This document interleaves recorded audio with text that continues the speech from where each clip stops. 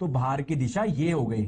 इसके लिए वेलकम आपको टू भी ऑल डियर फ्यूचर ऑफिसर्स, बल सपने लगाना अधिकारी पड़ेगा। के आपको कहां यूट्यूब पर चैनल लगाना है पर बल? आप लोग का अगर आप लोग स्वागत है।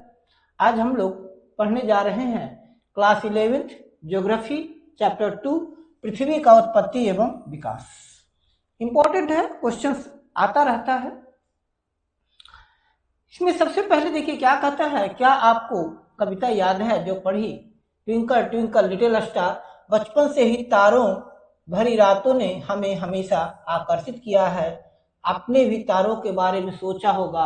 असंख्य प्रश्न आपके दिमाग में आए होंगे। कुछ प्रकार के प्रश्न जैसे आकाश में कितने तारे हैं, तारे कैसे बने, क्या कोई आकाश के अंत तक पहुंच सकता है?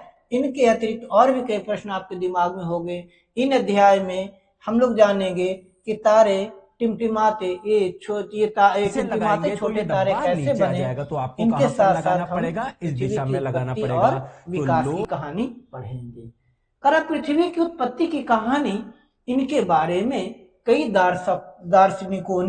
विभिन्न दार्शनिकों ने अलग अलग परिकल्पनाएं प्रस्तुत की। सबसे पहला यानी पृथ्वी की उत्पत्ति की सबसे पहला परिकल्पना दिया इमैनुअल कांट ने 1796 में दिया था, और इसका संशोधन लैप्लास ने प्रस्तुत किया था, जो निहारिका परिकल्पना सिद्धांत के नाम से जाना जाता है। तो यहां से पहला प्रश्न बनता है कि पृथ्वी की उत्पत्ति से संबंधित पहला सिद्धांत क्या था? निहारिका परिकल्पना सिद्धांत किसने दिया था? इमैनुअल कांट ने। तो पृथ्वी की उत्पत्ति से संबंधित पहला सिद्धांत निहारिका परिकल्पना का सिद्धांत था, जो इमैनुअल कांट ने दिया था। इसके अनुसार क्या था? ग्रहों का निर्माण धीमी गति से घूमते हुए पदार्थों के बादल से हुआ है, जो सूर्य की युवा अवस्था से संबंधित थे। यानी इमैनुअल कांट ने अपनी निहारिका परिकल्पना के सिद्धांत में स्पष्ट किया। इमैनुअल कांट ने निहारिका परिकल्पना सिद्धांत में बताया कि ग्रहों का निर्माण धीमी गति से घूमते हुए पदार्थों के बादल से हुआ है। मतलब वो कहे पहले सूर्य के चारों ओर, सूर्य की युवावस्था में उसके चारों ओर घूमते हुए पदार्थों के बादल थे, जो संघनित होकर पृथ्वी बना था। 1950 में ऑटो शिमिड, जो रूस के थे, और जर्मनी के कार्ल वाइजास्कर, ऑटो शिमिड और कार्ल वाइजास्कर ने निहारिका परिकल्पना सिद्धांत में संशोधन किया। उनके विचार से क्लियर है? सूर्य, एक बच्चा बोल रहा है सर निर्माण बैच की क्लास एक रेगुलर नहीं। हाँ दोस्तों, आज मैं क्लास नहीं ले पाया। एक सौर निहारिका से घिरा हुआ था। ठीक है क्या? अगला इनके ये जो इमैनुअल कांट ने सिद्धांत दिया था, कौन सा सिद्धांत? निहारिका का सिद्धांत। इसमें आगे चलकर ऑटो शिमिड और कार्ल वाइजर ने संशोधन किया, और उन्होंने कहा कि सूर्य एक सौर निहारिका से घिरा हुआ था। क्या कहा? कि जो सूर्य है, सूर्य सौर निहारिका से घिरा हुआ था। सौर निहारिका से घिरा हुआ था। सूर्य सौर निहारिका से घिरा हुआ था, जो हाइड्रोजन, हीलियम, धूल कणों से बना हुआ था। इनमें घर्षण और टक्कर से चपटी तस्तरी नुमा आकृति की बादल बना, और इसके अभिवृद्धि प्रक्रम द्वारा ग्रहों का निर्माण हुआ था। यानी इनको जो इमैनुअल कांट के सिद्धांत थे, उनको ऑटो शिमिड और कार्ल वाइजास्कर ने क्या? ऑटो शिमिड और कार्ल वाइजास्कर ने निहारिका परिकल्पना सिद्धांत में संशोधन किया, और संशोधन कर उन्होंने कहा कि सूर्य की क्या कहा कि सूर्य सौर निहारिका से घिरा हुआ था। यानी सूर्य के चारों ओर हाइड्रोजन, हीलियम, और धूल कणों के बादल थे। हाइड्रोजन, हीलियम और धूल कणों के बादल थे। इनके कणों में आपस में घर्षण हुआ। इनके घर्षण से चपटी तस्तरी नुमा आकृति की बादल बना और बाद में इसी प्रक्रम में बाद में ग्रहों का निर्माण हुआ। अंततोगतो वैज्ञानिकों ने पृथ्वी या अन्य ग्रहों ही नहीं वरन पूरे ब्रह्मांड की उत्पत्ति से संबंधित समस्याओं को समझने का प्रयास किया। बाद के वैज्ञानिक सूर्य की उत्पत्ति, अन्य ग्रहों की उत्पत्ति, पृथ्वी की उत्पत्ति व अन्य ग्रहों की उत्पत्ति से संबंधित सिद्धांतों को समझने का प्रयास किया। आधुनिक समय में ब्रह्मांड की उत्पत्ति संबंधी सिद्धांत बिग बैंग सिद्धांत सबसे ज्यादा प्रचलित है। बिग बैंग सिद्धांत, जिसे विस्तारित ब्रह्मांड परिकल्पना कहा जाता है। बिग बैंग सिद्धांत को किसने दिया था? एडविन हब्बल ने दिया था। बिग बैंग का सिद्धांत किसने दिया था? एडविन हब्बल ने दिया था। बिग बैंग के सिद्धांत को विस्तारित ब्रह्मांड परिकल्पना भी कहा जाता है। बिग बैंग को विस्तारित ब्रह्मांड परिकल्पना भी कहा जाता है। इन्होंने कहा, एडविन हब्बल ने प्रयोगों द्वारा कहा कि ब्रह्मांड का विस्तार निरंतर हो रहा है। ब्रह्मांड का विस्तार हो रहा है। आकाश गंगाएं एक दूसरे से दूर जा रही है। प्रयोग द्वारा जान सकते हैं कि ब्रह्मांड के विस्तार का क्या अर्थ है। तो विस्तारित ब्रह्मांड की परिकल्पना का सिद्धांत एडविन हब्बल ने दिया और उन्होंने कहा कि ब्रह्मांड का विस्तार अभी भी जारी है, रुका नहीं है। समय बीतने के साथ साथ आकाश गंगाएं एक दूसरे से दूर जा रही है। यही ब्रह्मांड के विस्तारित सिद्धांत, ब्रह्मांड परिकल्पना का प्रमाण।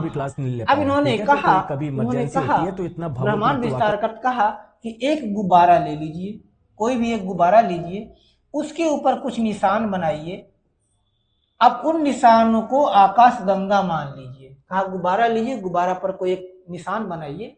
गुब्बारे को जब फुलाएंगे तो देखेंगे कि गुब्बारा फैलने के साथ साथ निशान एक दूसरे से दूर जा रहे हैं। दो डॉट दीजिए, गुब्बारा को फैले देखेगा कि वो डॉट भी बड़ा हो रहा है और वो डॉट एक दूसरे से दूर जा रहा है।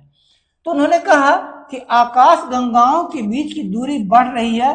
ठीक वैसे ही जैसे दो निशान के बीच की दूरी बढ़ रही है, वैसे आकाश गंगा के बीच की दूरी बढ़ रही है, जिसके कारण ब्रह्मांड विस्तारित हो रहा है। यद्यपि पाएंगे कि गुब्बारे पर लगे चिन्हों के बीच की दूरी के अतिरिक्त चिन्ह स्वयं भी बढ़ रहा है, जबकि ये तथ्य के अनुसार वैज्ञानिक मानते हैं कि आकाश गंगा के बीच की दूरी बढ़ रही है। आकाश गंगा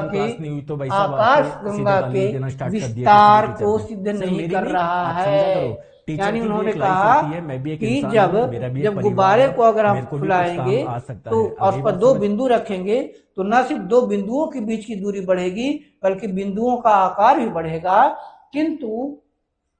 किंतु इमैनुअल कांट के सिद्धांत के अनुसार दो आकाश गंगाओं के बीच की दूरी बढ़ रही है, आकाश गंगाओं की नहीं। अतः यह सिद्ध नहीं करते कि इनका सिद्धांत आंशिक रूप से मान्य है। अब बिग बैंग के सिद्धांत क्या कहता है? ब्रह्मांड का विस्तार निम्न अवस्थाओं में हुआ है। ये उसकी अवस्था है। पहले एकाकी परमाणु था, एक परमाणु था, फिर ये फैलता गया देखिए, और ये विभाजित होकर के आरंभ में सभी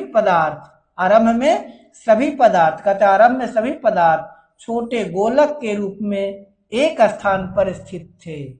बिग बैंग का सिद्धांत कहता है कि आरंभ में सभी पदार्थ जिनसे ब्रह्मांड बना है, वे सभी पदार्थ जिनसे ब्रह्मांड बना है छोटे गोलक के रूप में एक ही स्थान पर थे, जिनका आयतन बहुत ही कम था, तापमान और घनत्व अनंत था। यानी कह रहा है कि आरंभ में अत्यधिक सूक्ष्म, अधिक तापमान, अनंत तापमान और घनत्व के गोलक थे। बिग बैंग की प्रक्रिया में अति छोटे गोलक में भीषण विस्फोट हुआ, जिसके कारण विस्फोट की प्रक्रिया से बृहत विस्तार हुआ। वैज्ञानिकों का मानना है कि यह बिग बैंग की घटना आज से कोई 13.7 अरब वर्ष पहले हुआ था। देखिए वो क्या माने थे कि एक पहले छोटा सा कोई कण हुआ करता था, छोटा सा कण था। इस कण की विशेषता क्या थी? सूक्ष्म था, ये कण सूक्ष्म था, तापमान और घनत्व दोनों अधिक था। तापमान अनंत, बहुत अधिक तापमान था, घनत्व भी अनंत था, बहुत सघन तत्व था, ये बहुत सघन सूक्ष्म कण था। बिग बैंग की प्रक्रिया में अभी जो छोटे गोलक था, ये जो छोटे गोलक था, इनमें किसी कारण इनमें विस्फोट हो गया, यानी ये टुकड़ा टूट गया और विस्फोट होकर के ये कई कणों में बन गया और इससे बृहत विस्तार हुआ। वैज्ञानिकों का मानना है, तो उन्होंने कहा कि ये जो कण थे आज से कोई 13.7 अरब वर्ष पहले, 13.7 अरब वर्ष पहले इनमें विस्फोट हुआ। ठीक है, किसमें? जो सूक्ष्म कण थे, अधिक तापमान अधिक घनत्व के, यानी जो भारी सूक्ष्म कण थे, उनसे विस्फोट हुआ। उस विस्फोट को बिग बैंग कहते हैं और ये आज भी जारी है। इसके कारण कुछ ऊर्जा पदार्थ में परिवर्तित हुआ। यानी कहते हैं कि जब बिग बैंग हुआ तो बिग बैंग के कारण जो उनमें विस्फोट हुआ, विस्फोट के कारण ब्रह्मांड का जो विस्तार हुआ और एक बार जो विस्तार शुरू हुआ वह विस्तार आज भी जारी है। इसमें इस विस्फोट के कारण जो ऊर्जा हुआ तो उनमें से कुछ ऊर्जा पदार्थ में बदल गया, कुछ ऊर्जा पदार्थ में बदल गया। और ये जो घटनाएं घटित हुई बिग बैंग का, यह घटना 1 सेकंड के अल्पांश के अंतर हुआ, यानी 1 सेकंड के भी कम, माइक्रो सेकंड में घटित हुआ। इसके बाद विस्तार की गति धीमी पड़ गई, मतलब शुरू में जब विस्फोट हुआ, बूम, बहुत अधिक विस्तार हुआ, उसके बाद विस्तार की गति मंद पड़ गई। आरंभिक 3 मिनट के अंतर्गत पहले परमाणु का निर्माण हुआ। तो कह रहा बिग बैंग के घटना के 3 मिनट के अंदर ही पहला परमाणु इस ब्रह्मांड में, इस सृष्टि में बन गया था। बिग बैंग से 3 लाख वर्षों के दौरान, इसके आगे 3 लाख के दौरान तापमान 4500 केल्विन तक गिर गया और परमाणविक पदार्थों का निर्माण हुआ। क्योंकि पहले तापमान बहुत ज्यादा था, तापमान बहुत अधिक था, इसीलिए कोई निर्माण कार्य नहीं हो पाया। धीरे धीरे अगले 3 लाख साल के बाद, है ना, बिग बैंग की घटना के 3 लाख साल के बाद तापमान 4500 केल्विन हुआ। तापमान कितना हुआ? 4500 केल्विन हुआ और 4500 केल्विन तापमान पर आकर उन पदार्थों का निर्माण शुरू हुआ। आगे कहते हैं ब्रह्मांड के विस्तार का अर्थ क्या है? ब्रह्मांड का विस्तार, इसका अर्थ हो गया आकाश गंगा के बीच की दूरी में विस्तार। होयल ने इसका विकल्प अस्थिर अवस्था संकल्पना के नाम से प्रस्तुत किया, जिसके अनुसार ब्रह्मांड किसी भी समय एक ही जैसा रहा है। यद्यपि ब्रह्मांड के विस्तार संबंधी अनेक प्रमाणों के मिलने पर वैज्ञानिक ब्रह्मांड के विस्तार सिद्धांत के पक्षधर हैं। अब ये ब्रह्मांड के विस्तार का अर्थ क्या हुआ? आकाश गंगाओं, अलग अलग आकाश गंगाओं के बीच की दूरी का बढ़ना। हॉयल ने कहा नहीं, हॉयल ने अस्थिर अवस्था संकल्पना सिद्धांत दिया। बिग बैंग का सिद्धांत किसने दिया? एडविन हब्बल ने। हब्बल का ब्रह्मांड का विस्तार संबंधी सिद्धांत था, हब्बल ने दिया ब्रह्मांड का विस्तार संबंधी सिद्धांत। तो वही होयल ने दिया अस्थिर अवस्था सिद्धांत को। होयल का अस्थिर अवस्था सिद्धांत बाद में अमान्य हो गया और सभी वैज्ञानिक समुदाय ब्रह्मांड के विस्तार सिद्धांत के पक्ष में आगे आए। अब कहते हैं तारों का निर्माण। प्रारंभिक ब्रह्मांड में ऊर्जा और पदार्थ का वितरण समान नहीं था। घनत्व आरंभिक भिन्नता से गुरुत्वाकर्षण बलों में भिन्नता आई। यानी कह रहा है घनत्व एक जैसा नहीं था। प्रारंभ में सभी पदार्थों का घनत्व एक जैसा नहीं था, घनत्व अलग अलग था। तो जो घनत्व में भिन्नता आई, घनत्व भिन्नता के कारण गुरुत्वाकर्षण बल में भिन्नता आई, जिसके कारण पदार्थ का एकत्रण हुआ। मतलब कह रहा है क्या कि ऊर्जा और पदार्थों का वितरण असमान था, घनत्व भी असमान था। कहीं घनत्व ज्यादा था तो कहीं घनत्व कम था। तो घनत्व में भिन्नता के कारण, गुरुत्वाकर्षण बलों में भिन्नता के कारण पदार्थों का एकत्रण हुआ, जो आकाशगंगा के विकास का आधार बना, है ना। आकाशगंगा के विकास का आधार बना। एडवांटेज बताइए। देखिए दोस्तों, आकाशगंगा। अब अगला प्रश्न है, आकाशगंगा क्या है? तो कह रहा है आकाशगंगा, आकाशगंगा क्या है? तो कह रहा है बेटा आकाशगंगा असंख्य तारों का समूह है। आकाशगंगा असंख्य तारों का समूह है। इनकी दूरी हजारों प्रकाश वर्षों में मापी जाती है। एक अकेली आकाशगंगा का व्यास 80,000 से 1,50,000 प्रकाश वर्ष के बीच हो सकता है। सोचिए आकाशगंगा कितना बड़ा है। आकाशगंगा असंख्य, पहले आकाशगंगा के बारे में पॉइंट याद रखिएगा। आकाशगंगा असंख्य तारों का समूह है। इनकी दूरी हजारों प्रकाश वर्ष में होती है। इनका व्यास 80,000 से 1.5 लाख प्रकाश वर्ष के बीच हो सकता है। इनका निर्माण हाइड्रोजन गैस से बने विशाल बादल के संचयन से होती है, जिसको निहारिका कहा गया है। अगला कंसेप्ट आया निहारिका। निहारिका क्या है?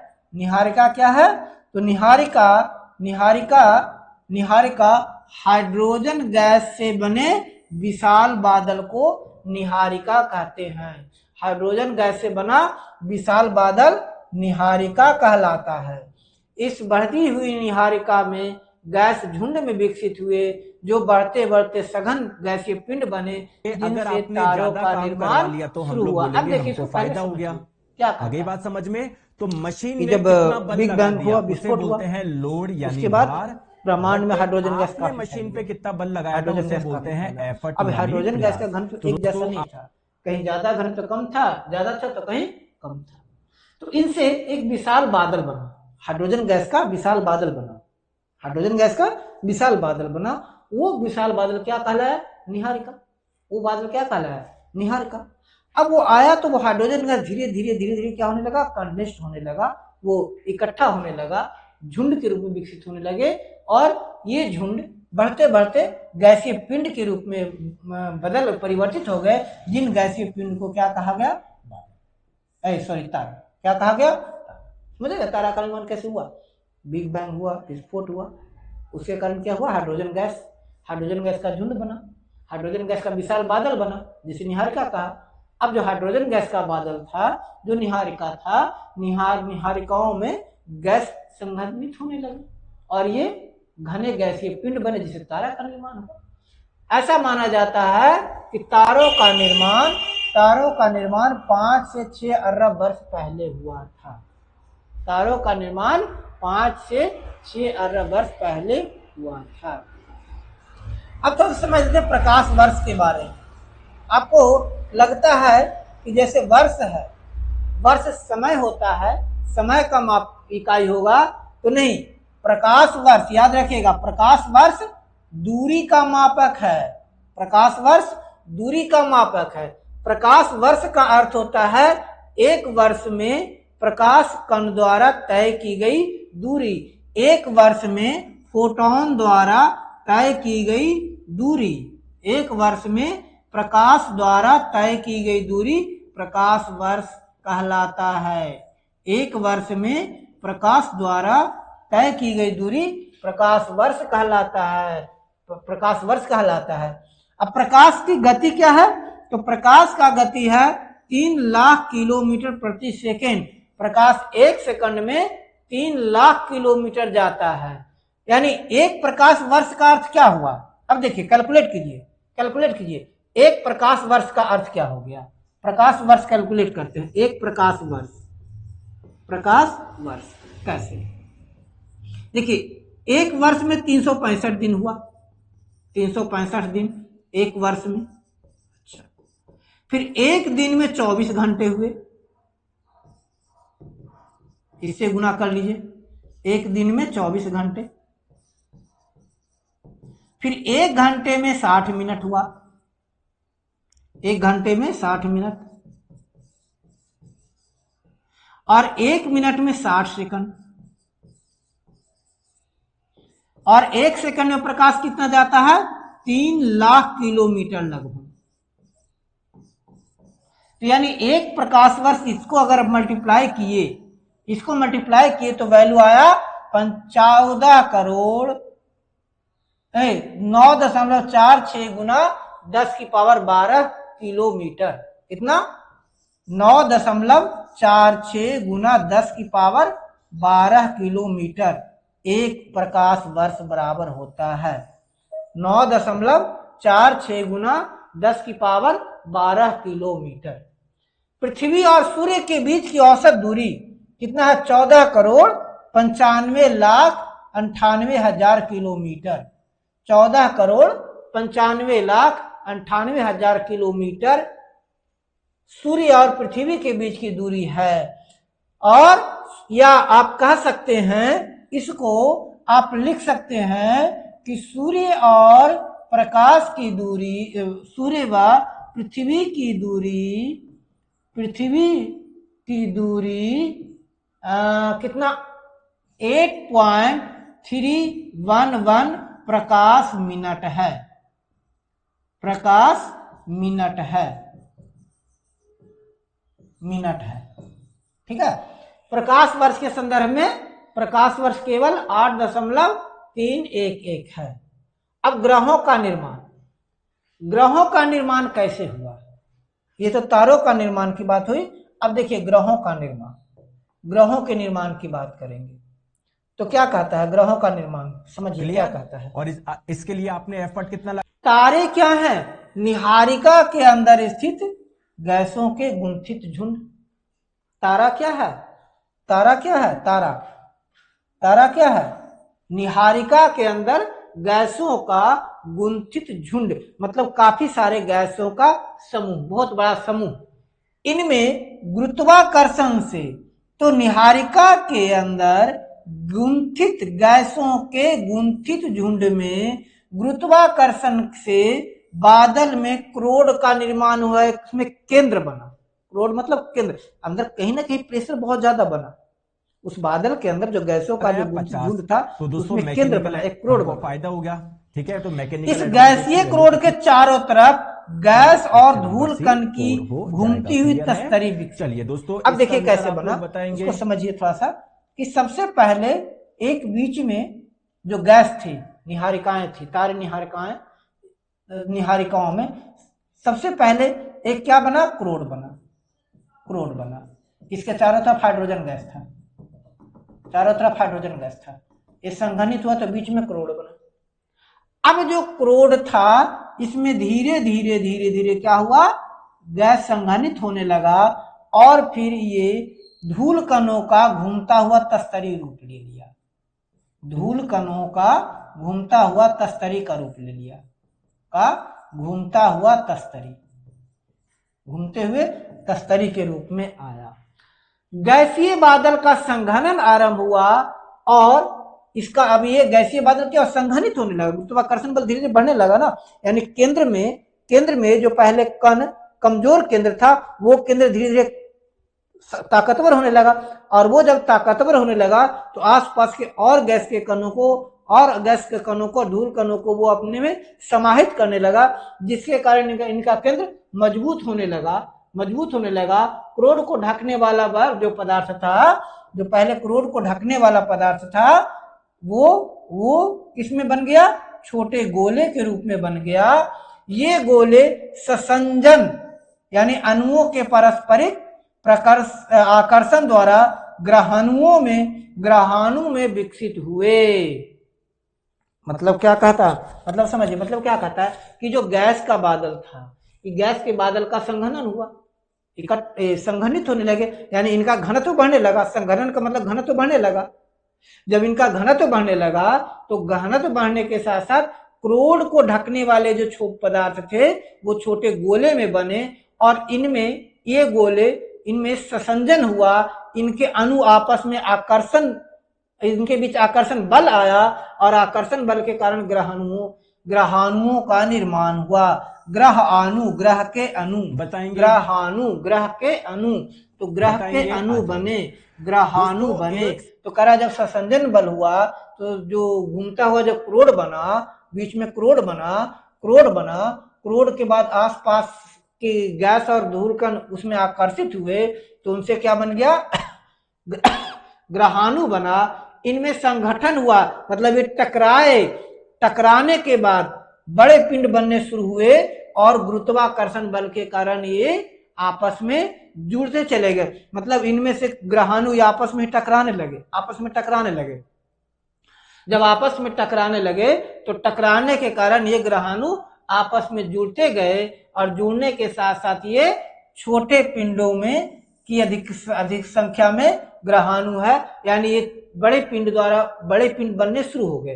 तो जो ग्रहाणु थे टकराने लगे, टकराने के बाद एक दूसरे से चिपकने लगे, बड़े ग्रहाणु जानते हो ना, अभी अंतिम अवस्था में छोटे ग्रहाणु सहवर्धित होकर बड़े ग्रहों के रूप में विकसित हो गए। उसके बाद उसमें से जो कुछ छोटे ग्रहाणु थे आपस में जुड़े, संगठित हुए, और संगठित होकर वे बड़े ग्रहाणु बने। ये तारों का उद्भव था। अब देखिए पृथ्वी का विकास कैसे हुआ, ये समझेंगे। करा पृथ्वी का उद्भव। क्या आप जानते हैं कि प्रारंभ में पृथ्वी क्या था? शुरू में क्या था? पृथ्वी क्या था? चट्टानों से बना हुआ, अत्यधिक गर्म, क्योंकि पता है ग्रहाणु से बना है, घनत्व अधिक था, तापमान अनंत था, तो टूटा तो तापमान तो वही रहेगा ना। आपने इसमें देखा ना, आपको ये वाला टर्म याद है ना, क्या कि तापमान 3 लाख वर्ष के बाद भी 4500 केल्विन तक घटा था, यानी बहुत ज्यादा तापमान था, करोड़ों डिग्री सेल्सियस तापमान था। तो शुरू में पृथ्वी क्या थे? चट्टानी, गर्म और वीरान ग्रह थी, कुछ नहीं था। वायुमंडल विरल था, यह हाइड्रोजन और हीलियम का बना हुआ था। तो जो प्रारंभ में पृथ्वी का जो वायुमंडल था वो हाइड्रोजन और हीलियम गैस से बना हुआ था। इनमें से कुछ ऐसी घटनाएं व क्रियाएं अवश्य हुई होंगी जिनके कारण चट्टानी, वीरान, गर्म पृथ्वी सुंदर ग्रह के रूप में परिवर्तित हुआ, जहां बहुत सारा पानी, जीवन के लिए अनुकूल वातावरण उपलब्ध हुआ। अगले कुछ भागों में पढ़ेंगे कि आज से 460 करोड़ साल के दौरान जीवन का विकास कैसे हुआ। यानी कहता है क्या कि जो शुरू में पृथ्वी चट्टानी, वीरान, गर्म पृथ्वी था, वहां से एक अनुकूल वातावरण के रूप में विकसित हुआ। कैसे हुआ ये देखेंगे। तो कहते हैं आज से 460 करोड़ पहले, यानी आगे के 460 करोड़ के दौरान पृथ्वी पर जीवन का विकास हुआ। इसकी संरचना, ये इंपॉर्टेंट पॉइंट है, पृथ्वी परतदार है। वायुमंडल के बाहरी छोर से पृथ्वी के क्रोड तक के पदार्थ एक जैसे नहीं है। वायुमंडलीय पदार्थ का घनत्व सबसे कम है। वायुमंडलीय पदार्थ का घनत्व सबसे कम है। पृथ्वी की सतह से इसके भीतरी भाग तक अनेक मंडल है, और हर एक भाग के पदार्थ की अलग अलग विशेषताएं हैं। करा पृथ्वी की संरचना, पृथ्वी एक परतदार ठोस कण है, पदार्थ है। इसके बाहरी छोर से पृथ्वी के क्रोड तक जो भी पदार्थ हैं उनका घनत्व अलग है, वो एक जैसे नहीं है। अब इसमें कहते हैं स्थल मंडल का विकास। ग्रहाणु व दूसरे खगोलीय पिंड एक जैसे घने और हल्के पदार्थों के मिश्रण से बने हैं। कहते हैं ग्रहाणु और खगोलीय पिंड एक जैसे हल्के पदार्थों के मिश्रण से बने हैं, यानी मुख्य रूप से हाइड्रोजन, हीलियम जैसे पदार्थों के बने हुए हैं। अध्ययन से इस बात का पता चलता है कि बहुत से ग्रहाणु के इकट्ठा होने से ग्रह बने। यानी जो का पहले शुरू में देखिए, पहले क्या था, अणु था, पहले गैसों का अणु था, हाइड्रोजन गैसों का अणु था। तो गैसीय अणु से गैसीय अणु संगठित हुए, गैसीय अणु संगठित हुए और ये संगठित होकर ग्रहाणु बने। ये ग्रहाणु ग्रह के रूप में परिवर्तित हो गए। जब पदार्थ गुरुत्व बल के कारण संघत होता है, एकत्र होता है, तो इकट्ठा होते पिंडों को, निचले पदार्थ को प्रभावित किया, इससे अत्यधिक ऊष्मा उत्पन्न हुई। यह क्रिया जारी रहा और उत्पन्न ताप से पदार्थ पिघलने लगा। ऐसा माना जाता है कि उत्पत्ति के तुरंत बाद हुआ अत्यधिक ताप के कारण पृथ्वी आंशिक रूप से द्रव अवस्था में रह गई और तापमान की अधिकता के कारण हल्के और भारी घनत्व के मिश्रण वाले पदार्थ के घनत्व में अंतर के कारण ये अलग अलग होना शुरू हुआ। इसी अलगाव से भारी पदार्थ जैसे लोहा पृथ्वी के केंद्र में चले गए और हल्के पदार्थ पृथ्वी की सतह या ऊपरी भाग की तरफ आ गए। अब समझिए क्या कहा गया है कि यदि 60 न्यूटन का प्रयास, कि बहुत से ग्रहाणु इकट्ठा हुए, ग्रहाणु से ग्रह बनता है। तो ग्रहाणु जब इकट्ठा होने लगे तो इसमें क्या हुआ, पहले शुरू में अधिक ऊष्मा थी, बहुत अधिक ऊष्मा रही और ये तब ये जो ग्रहाणु के इकट्ठा होने का क्रम जारी रहा, इनका ताप ऊष्मा उत्पन्न होना जारी रहा। जब ऊष्मा होना जब जारी रहा, यानी जब गर्म होता रहा, आप लोग जानते हैं मैकेनिकल पदार्थ पिघलने लगा, इसका फॉर्मूला पिघलने लगा, जिसके कारण आंतरिक अवस्था द्रव अवस्था में रह गई और ऊपर का हिस्सा ठोस अवस्था में। जब एकत्रीकरण होने लगा तो अंदर तापमान बहुत ज्यादा रह गया, तो अधिक तापमान के कारण वो द्रव की अवस्था में रहा और बाहर का हिस्सा ठोस बनता चला गया। अब क्या हुआ, तापमान की अधिकता के कारण हल्के और भारी घनत्व के मिश्रण वाले पदार्थ और घनत्व के कारण अलग अलग हो गए। जो भारी पदार्थ थे जैसे लोहा, जैसे पृथ्वी के कोड में निकेल और लोहा है, पृथ्वी के कोड में निकेल और लोहा है, तो निकेल और लोहा जैसे भारी पदार्थ अंदर क्रोड की ओर चले गए और जो हल्के पदार्थ था, जैसे इसके बाद है सीमा है, सिलिकॉन और मैग्नीशियम से बना हुआ पदार्थ है, फिर सियाल है, सिलिकॉन और एल्यूमिनियम का पदार्थ, तो उनके घनत्व के आधार पर ये केंद्र से ऊपर की ओर जमा होने लगे। ये समय के साथ ठंडा हुए, ठोस रूप में परिवर्तित होकर छोटे आकार हो गए, अंततोगत्वा पृथ्वी की भूपर्पटी के रूप में विकसित हुआ। अब विभेदन, एक टर्म आया है विभेदन, विभेदन, तो विभेदन क्या है, विभेदन क्या है, तो विभेदन कहता है हल्के और भारी घनत्व वाले पदार्थों के अलग होने की घटना। हल्के कम घनत्व वाले पदार्थ और अधिक घनत्व वाले पदार्थ, इन दोनों के पदार्थों का अलग होने की घटना विभेदन कहा जाता है। कहता चंद्रमा की उत्पत्ति के दौरान भीषण संघट्ट हुआ। जब चंद्रमा बना तो चंद्रमा की उत्पत्ति के दौरान भीषण संघट्ट हुआ, भीषण टकराव हुआ कणों के बीच, जिसके के कारण एक बार फिर से पृथ्वी का तापमान बढ़ा या फिर से उत्पन्न ऊर्जा हुई और ये विभेदन का दूसरा चरण था, जिसके दौरान इनके पदार्थ जो पृथ्वी है अलग अलग परतों में बनी। अब पृथ्वी के अलग अलग परत में होने का सिद्धांत बता रहा है कि इसके बाद जब चंद्रमा का निर्माण आरंभ हुआ तो चंद्रमा के बनने के दौरान एक बार फिर से पृथ्वी का तापमान बढ़ा। पृथ्वी के तापमान बढ़ने के कारण फिर से एक नया लेयर बना। इसके दौरान अनेक परतों में जमा होती चली गई और धरातल से क्रोड तक कई परतें बनती चली गई। तो करा पृथ्वी के परतदार होने का कारण क्या था? चंद्रमा के निर्माण के दौरान पृथ्वी के तापमान में पुनः परिवर्तन, पुनः बढ़ना या पुनः ऊर्जा उत्पन्न होना। पृथ्वी के धरातल से क्रोड तक की परतें कौन कौन है? तो इसमें है परपटी, प्रवार, बाह्य क्रोड और आंतरिक क्रोड। पृथ्वी मुख्य रूप से 4 परतों की बनी हुई है। सबसे बाहर का कोर परपटी, उसके बाद प्रवार, बाह्य कोर और आंतरिक कोर। पृथ्वी के ऊपरी भाग से आंतरिक भाग तक पदार्थों का घनत्व बढ़ता जाता है। ये पॉइंट ध्यान रखिएगा कि अगर पृथ्वी में ऊपर से नीचे की ओर, पृथ्वी के केंद्र की ओर जाने पर, पृथ्वी के केंद्र की ओर जाने पर पदार्थों का घनत्व बढ़ता है, पदार्थों का घनत्व बढ़ता है ना। केंद्र की ओर जाने पर पृथ्वी का घनत्व बढ़ता है,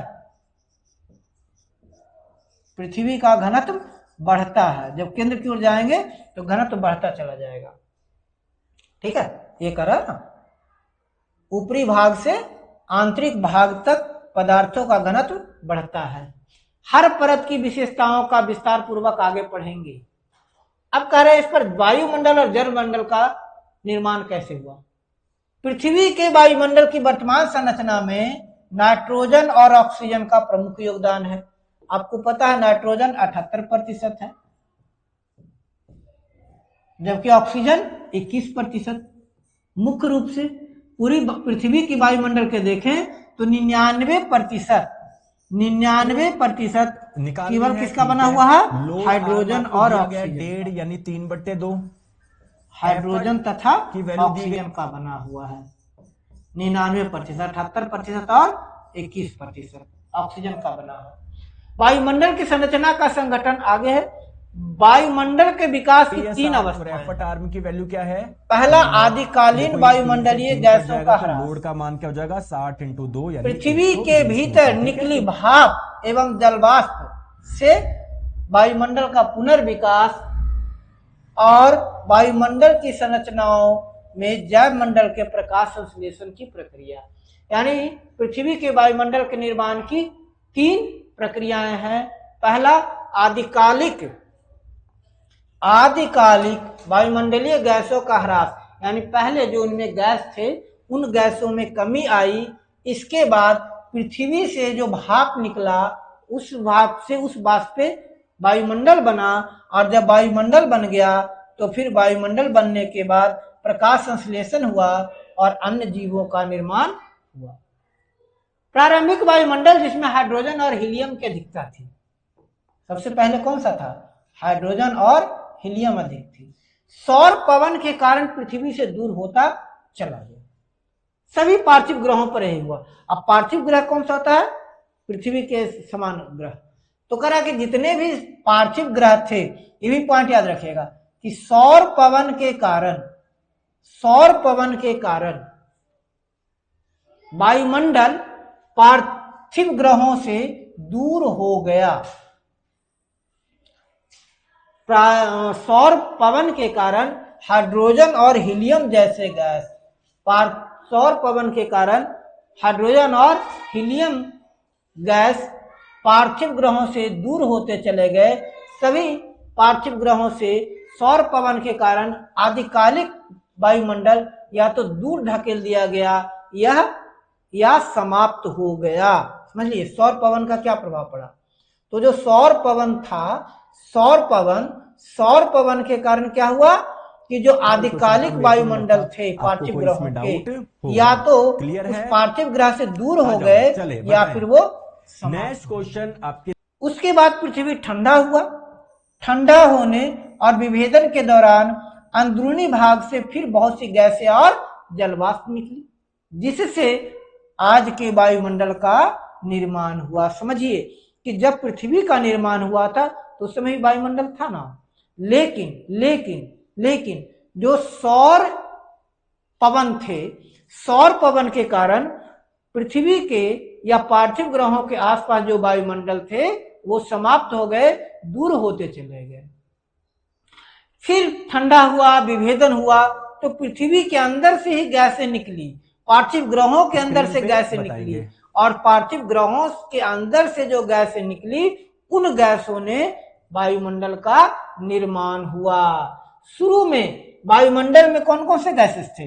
तो आरंभ में वायुमंडल में मुख्य रूप से जो गैसें थी वो थी जलवाष्प, नाइट्रोजन, ट्रेड की भी कार्बन डाइऑक्साइड, है ना। मीथेन, अमोनिया अधिक बताओ। मात्रा में था। स्वतंत्र ऑक्सीजन बहुत ही कम था।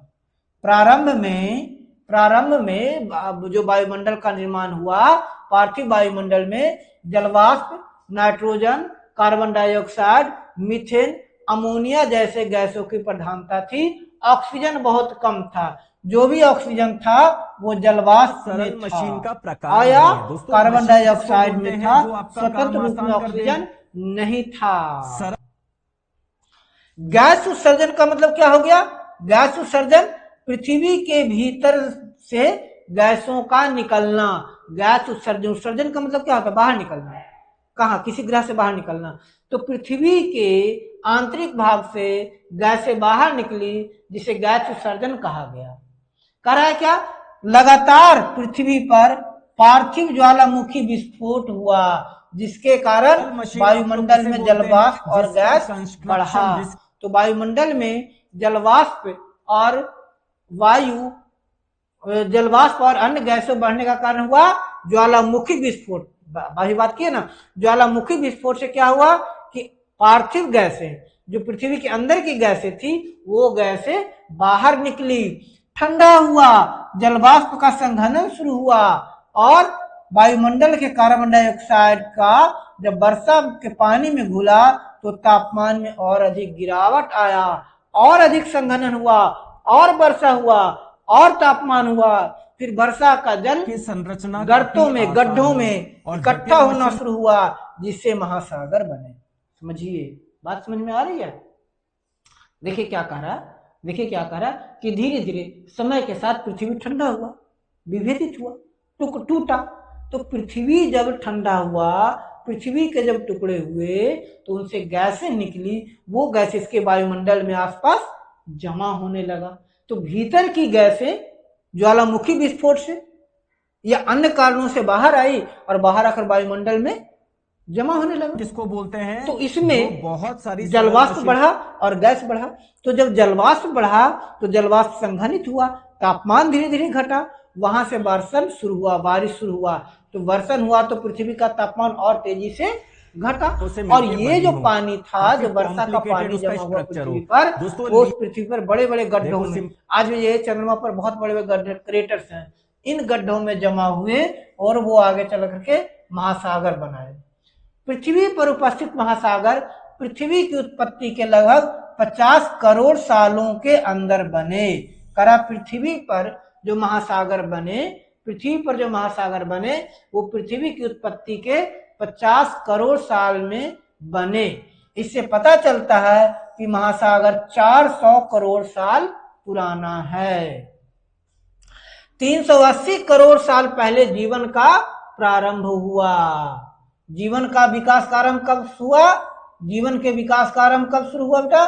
तो जीवन के विकास का आरंभ शुरू हुआ 380 करोड़ साल पहले। 400 करोड़ साल पहले महासागर बने और महासागर बनने के 20 करोड़ साल के बाद, यानी 380 करोड़ साल पहले जीवन का विकास आरंभ हुआ। 250 से 300 करोड़ वर्ष पहले प्रकाश संश्लेषण हुआ, यानी 250 से 300 करोड़ साल पहले पेड़ धरती पर विकसित हुए। एक कोशिकीय मशीन है, शैवाल, इंक्लाइंड प्लेन, शैवाल तल जैसे काम आसान कर वनस्पति विकसित हुए। 250 से 300 करोड़ साल पहले वनस्पतियों का विकास हुआ, है ना। प्रकाश संश्लेषण का आरंभ हुआ। लंबे समय तक जीवन केवल महासागरों में रही। प्रकाश संश्लेषण जब हुआ तो प्रकाश संश्लेषण के दौरान ऑक्सीजन बढ़ा। महासागरों में प्रकाश संश्लेषण हुआ, शैवाल बहुत ज्यादा मात्रा में थे, तो महासागरों में प्रकाश संश्लेषण हुआ। प्रकाश संश्लेषण में ऑक्सीजन मुक्त हुआ और ये ऑक्सीजन धीरे धीरे बढ़ते चले गए।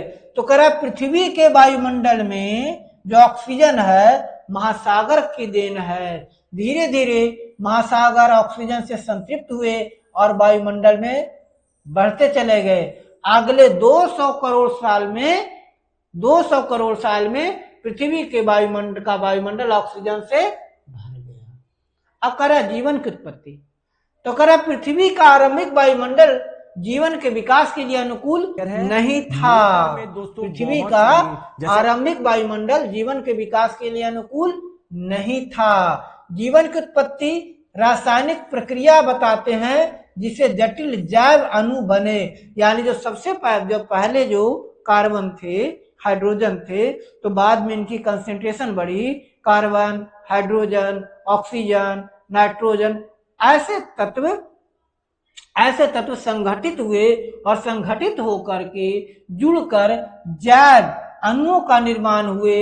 इन जैव अणुओं का समूहन हुआ और ये समूहन अपने आप को दोहराता चला गया और यहाँ से फिर निर्जीव पदार्थ सजीव तत्व में बनते चले गए। यानी यहाँ से फिर छोटे छोटे ग्लूकोज जैसे बने पदार्थ बने, है ना।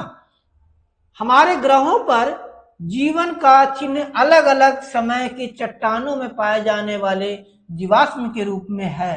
कह रहा है क्या, 300 करोड़ साल पुरानी भूगर्भिक शैलों में, चट्टानों में पाए जाने वाली सूक्ष्मदर्शी संरचना आज की शैवाल है, नील हरित शैवाल।